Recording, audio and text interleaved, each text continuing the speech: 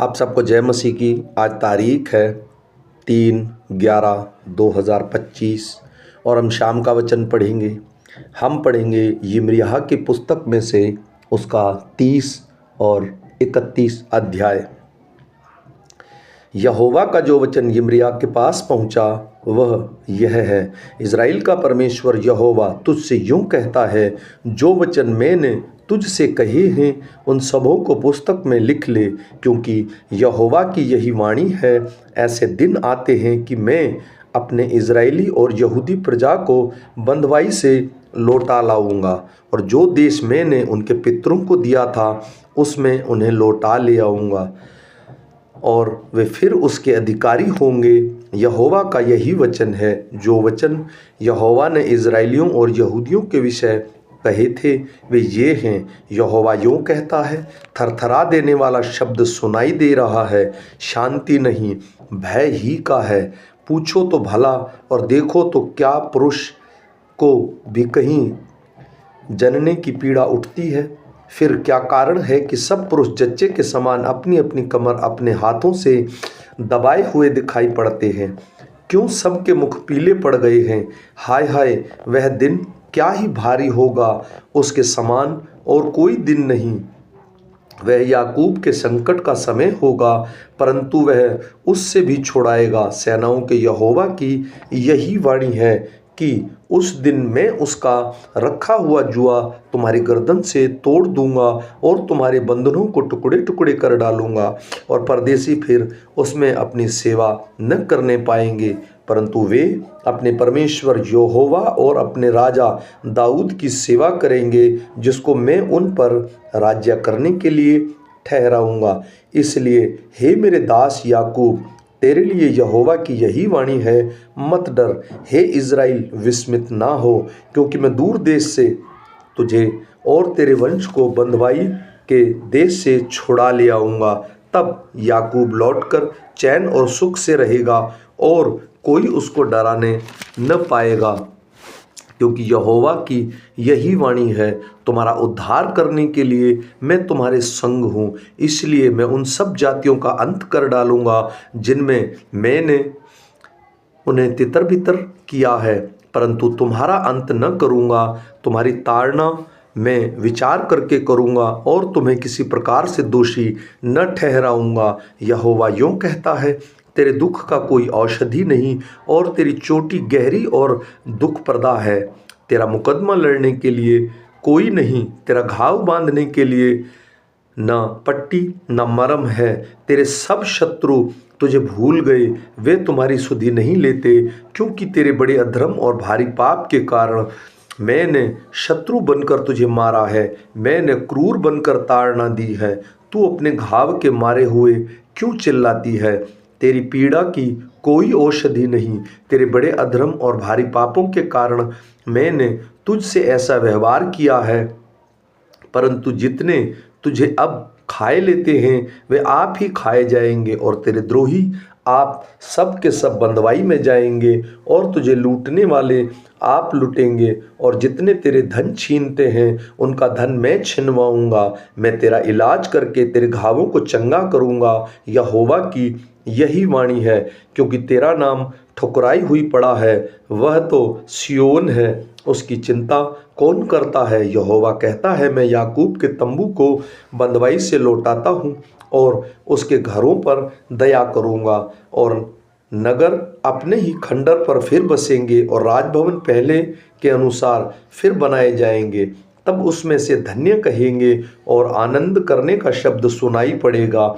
मैं उनका वैभव बढ़ाऊंगा और वे थोड़े न होंगे। उनके बच्चे प्राचीन काल के समान होंगे, और उनकी मंडली मेरे सामने स्थिर रहेगी, और जितने उन पर अंधेर करते हैं उनको मैं दंड दूंगा। उनका महापुरुष उनमें से होगा, और जो उन पर प्रभुता करेगा वह उन्हीं में से उत्पन्न होगा। मैं उसे अपने निकट बुलाऊंगा और वह मेरे समीप आ जाएगा, क्योंकि कौन है जो अपने आप मेरे समीप आ सकता है? यहोवा की यही वाणी है, उस समय तुम मेरी प्रजा ठहरोगे और मैं तुम्हारा परमेश्वर ठहरूंगा। देखो, यहोवा की जलजलाहट की आंधी चल रही है और अति प्रचंड आंधी है। दुष्टों के सिर पर वह जोर से लगेगी। जब तक यहोवा अपना काम न कर चुके और अपनी युक्तियों को पूरा न कर चुके, तब तक उसका भड़का हुआ क्रोध शांत न होगा। अंत के दिनों में तुम इस बातों को समझ सकोगे। उन दिनों में सारे इज़राइल कुलों का परमेश्वर ठहरूंगा और वो मेरी प्रजा ठहरेंगे। यहोवा की यही वाणी है। यहोवा यूँ कहता है, जो प्रजा तलवार से बच निकली उन पर जंगल में अनुग्रह हुआ। मैं इज़राइल को विश्राम देने के लिए तैयार हुआ। यहोवा ने मुझे दूर से दर्शन देकर कहा है, मैं तुझसे सदा प्रेम रखता आया हूँ, इस कारण मैंने तुझ पर अपनी करुणा बनाए रखी है। हे इज़राइल कुंवारी कन्या, मैं तुझे फिर बसाऊंगा। वहाँ तू फिर सिंगार करके डफ बजाने लगेगी और आनंद करने वालों के बीच में नाचती हुई निकलेगी। तो शेमरोन के पहाड़ों पर अंगूर की बारियां फिर लगाएगी और जो उन्हें लाएंगे वे उनके फल भी खाने पाएंगे। क्योंकि ऐसा दिन आएगा जिसमें एप्रेम के पहाड़ी देश के पहरुए पुकारेंगे, उठो, हम अपने परमेश्वर यहोवा के पास सिय्योन को चलें। क्योंकि यहोवा यूँ कहता है, याकूब के कारण आनंद से जय जयकार करो। जातियों में जो श्रेष्ठ है उसके लिए ऊंचे शब्द से स्तुति करो और कहो, हे यहोवा, अपनी प्रजा इज़राइल के बचे हुए लोगों का भी उद्धार कर। देखो, मैं उनको उत्तर देश से ले आऊँगा और पृथ्वी के कोने कोने से इकट्ठा करूँगा और उनके बीच अंधे, लंगड़े, गर्भवती और जच्चा स्त्रियां भी आएंगी।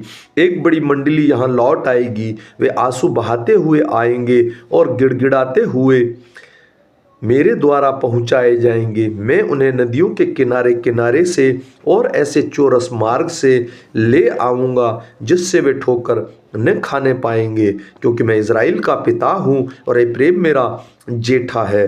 हे जाति जाति के लोगों, यहोवा का वचन सुनो और दूर दूर के द्वीपों में भी उसका प्रचार करो। कहो, जिसने इज़राइल को तितर बितर किया है वही उन्हें इकट्ठा भी करेगा और उनकी ऐसी रक्षा करेगा जैसा चरवाहा अपने झुंड की करता है। क्योंकि यहोवा ने याकूब को छुड़ा लिया और उस शत्रु के पंजे से जो उससे अधिक बलवंत है उसे छुटकारा दिया है। इसलिए वे सिय्योन की चोटी पर आकर जय जयकार करेंगे और यहोवा से अनाज, नया दाख मधु, टटका तेल, भेड़ बकरियां और गाय बैल के बच्चे आदि उत्तम उत्तम दान पाने के लिए तांता बांधकर चलेंगे और उनका प्राण सींची हुई बारी के समान होगा और वे फिर कभी उदास न होंगे। उस समय उनकी कुमारियां नाचती हुई हर्ष करेंगी और जवान और बूढ़े एक संग आनंद करेंगे, क्योंकि मैं उनके शोक को दूर करके उन्हें आनंदित करूंगा। मैं उन्हें शांति दूंगा और दुख के बदले आनंद दूंगा। मैं याजकों को चिकनी वस्तुओं से अति तृप्त करूंगा और मेरी प्रजा मेरे उत्तम दोनों से संतुष्ट होगी। यहोवा की यही वाणी है। यहोवा यह भी कहता है, सुन, रामानगर में विलाप और बिलक कर रोने का शब्द सुनने में आता है।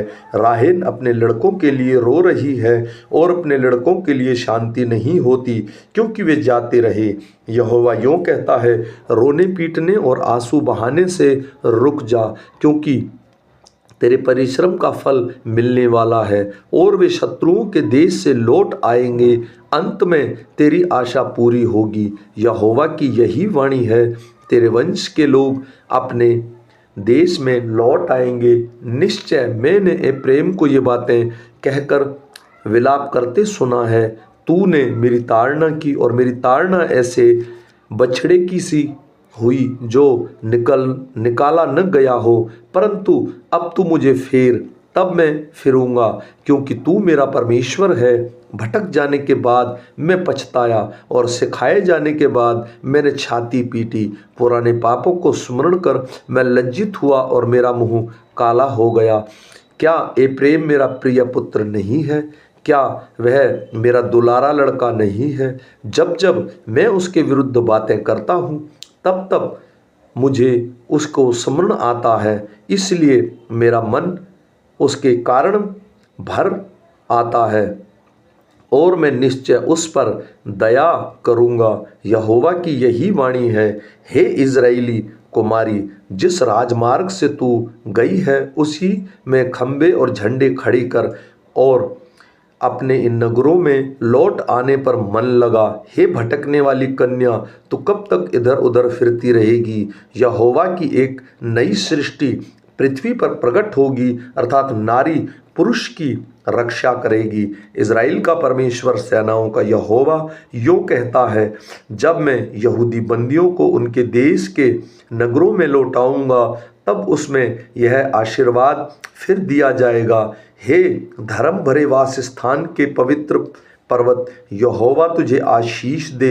यहूदा और उसके सब नगरों के लोग और किसान और चरवाहे भी उसमें इकट्ठे बसेंगे, क्योंकि मैंने थके हुए लोगों का प्राण तृप्त किया और उदास लोगों के प्राण को भर दिया है। इस पर मैं जग उठा और देखा और मेरी नींद मुझे मीठी लगी। देखो, यहोवा की यही वाणी है कि ऐसे दिन आने वाले हैं जिनमें मैं इज़राइल और यहूदा के घराने के बाल बच्चों और पशु दोनों को बहुत बढ़ाऊंगा। जिस प्रकार मैंने सोच सोच कर उसको गिराता और ढाता, नष्ट करता, काट डालता और सत्यानाश ही करता था, उसी प्रकार से मैं अब सोच सोच कर उनको रोपूंगा और बढ़ाऊंगा। यहोवा की यही वाणी है, उन दिनों में वे फिर न कहेंगे, पुरखा लोगों ने तो जंगली दाख खाई, परंतु उनके वंश के दांत खट्टे हो गए, क्योंकि जो कोई जंगली दांत खाए उसी के दांत खट्टे हो जाएंगे और हर एक मनुष्य अपने ही अधर्म के कारण मारा जाएगा। फिर यहोवा की यह भी वाणी है, सुन, ऐसे दिन आने वाले हैं जब मैं इज़राइल और यहूदा के घराने से नई वाचा बांधूंगा। वह उस वाचा के समान न होगी जो मैंने उसके पुरखाओं से उस समय बांधी थी, जब मैं उसका हाथ पकड़कर उन्हें मिस्र देश से निकाल लाया, क्योंकि यद्यपि मैं उनका पिता था, मैं उनका पति था, तो भी उन्होंने मेरी वह वाचा तोड़ डाली। परंतु जो वाचा मैं उन दिनों के बाद इज़राइल के घराने से बांधूंगा वह यह है, मैं अपनी व्यवस्था उनके मन में समाऊंगा और उनके हृदय पर लिखूंगा, और मैं उनका परमेश्वर ठहरूंगा और वे मेरी प्रजा ठहरेंगे। यहोवा की यही वाणी है। तब उन्होंने फिर एक दूसरे से यह कहना पड़ेगा कि यहोवा को जानो, क्योंकि यहोवा की यह वाणी है, छोटे से लेकर बड़े तक सब के सब मेरा ज्ञान रखेंगे, क्योंकि मैं उनका अधर्म क्षमा करूंगा और उनका पाप फिर स्मरण न करूंगा। जिसने दिन में प्रकाश देने के लिए सूर्य और रात में प्रकाश देने के लिए चंद्रमा और तारागण के नियम ठहराए हैं, जो समुद्र को उछालता और उसकी लहरों को गरजाता है, और जिसका नाम सेनाओं का यहोवा है। वही यहोवा यूँ कहता है, यदि मैंने नियम मेरे सामने से टल जाएं, तब ही यह हो सकेगा कि इज़राइल का वंश मेरी दृष्टि में सदा के लिए एक जाति ठहरने की अपेक्षा मिट सकेगा। यहोवा यूँ कहता है, यदि ऊपर से आकाश मापा जा सके और नीचे से पृथ्वी की नींव खोद खोद कर पता लगाया जा सके, तब ही मैं इज़राइल के सारे वंश को उसके सब पापों के कारण त्याग दूंगा। देख, यहोवा की यह वाणी है, ऐसे दिन आ रहे हैं जिसमें यह नगर हननेल के गुम्मट से लेकर कोने के फाटक तक यहोवा के लिए बनाया जाएगा। मापने की रस्सी फिर आगे बढ़कर सीधी गरेब पहाड़ तक और वहाँ से घूमकर गोआ को पहुँचेगी। लोथों और राख की सब तराई और किद्रोन नाले तक जितने खेत हैं, घोड़े से पूर्वी फाटक के कोने तक जितनी भूमि है, वह सब यहोवा के लिए पवित्र ठहरेगी, और सदा तक वह नगर फिर कभी न गिराया जाएगा और न ढाया जाएगा। आमीन।